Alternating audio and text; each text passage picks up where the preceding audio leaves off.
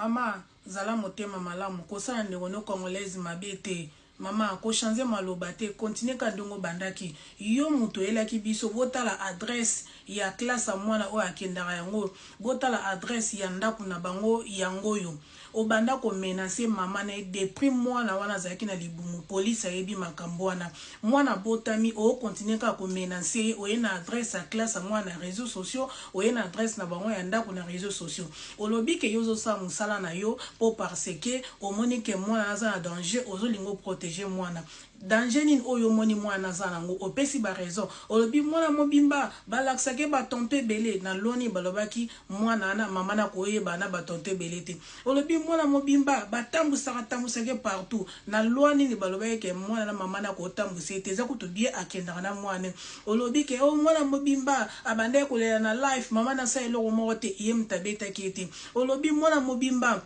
Maman na sa akaba live tire eta mwana zala kaka wana a défendre yango peut-être mwana lala ki na journée yango na butu aboyaki kolala elekaka po parce que bana bazala rabongo olobi mwana mobimba ayaka na ba live na basuki salite suki mwana ko beba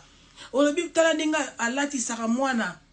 tawa bimaka libana bo mwana ndi ba alata mwana wana azena ndako biso na poto to lata bongo obie bana biso balata bongo azena ndako alati ne pinjama alati na ba chaussette ne eza problème te suke mwana pe ko beba ba raison oyo pesi mama ya mwana te o esala ke ba boto ele mwana oyo ko changer maloba lelo lobi ke ono elo nizo laksa wana eza classe mwana na ye ya lo ben mwana tanga na privé est-ce que école privée za la bongo oh et bon école privée ne faut za la ka danger école privée musu pesa la pe bongo ezako do yo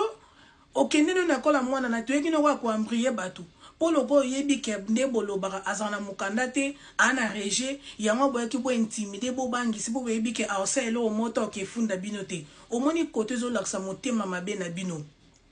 baboto la mutu mwana na mutu oyo azo négliger mwana azo ko abuse mwana azo ko maltraiter mwana azo ko négliger azo ko sa mwana mabe mais ko mwana na aza mwana ba négliger raté aza mwana ba nyoko la raté aza mwana ba abuse raté po bolingo o mama na ya lakisaka ye love oyo bolingo bazaka na mama na mwana oyo lakisa biso peneke bazala bien Comment ndeko mwasi azaye moko femme seule aboko la mwana na ye moko papa ki para mwana la mutoka même ya robetele maboko ndeko moko lobi oke ote batu misusu babota babomba ba bébé na bon pourquoi ya na mwana etali yote za problème na yote ba wana bayaka na bana bango te po bango vision na bango eza bongo ye vision ezali mwana aza star lokola ye oko pekisa ete ate na mwana réseau salini ba mindele basalaka kutu ba video na bana mo balati ba kusha Eza mabete bikolo musu basala rango batu musu penako ngana yebi bandeko nanga basu musu nebi to bandana bango YouTube bango penako bakata misala basala ate bango pena basala pena plein temps full time na YouTube babika ekota mbongo basala rango donc yepe vision ezali asala nika na réseaux sociaux l'état ko pekisa ete les na loi moko te epekisa makambo wana eza choix na ye soki a décidé aya ko exposer mo na réseaux sociaux etaliote etaliote yemoka lobi bien ke nzambe muta protéger mwana ezalaka yete donc azana kondima nzambe zo protéger mwana na yeso bozana bezo bo PC conseil bien bo PC conseil bien mais bino bozo finga ye bozo lobane mabe wana za conseil lisusu te baboto la mutu mwana ka bongo te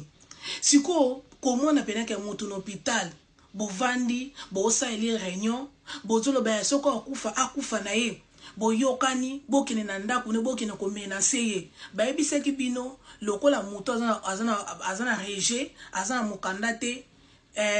police ko protéger te azana ba droit ya mboka wana te wana eza intimidation mama bomoni biso ba misusu auto telemi po parce que bo simbi mwana wana po bolingi ba botola ye mwana wana po bolingi bo bebisa kingunda na bo bebisa mukanda na ye pona babuzoba na bino bo na réseaux sociaux soki bo kotisaki mwana oti bo maki bo ete bo nga bo mona biso musu to ngato loba te to ngato tala bino na misu soki to telemi to loba po to lingi mwana wana akeboka na socialité mama na ye fa bokola mwana na ata papa na sundole abokola mwana na ye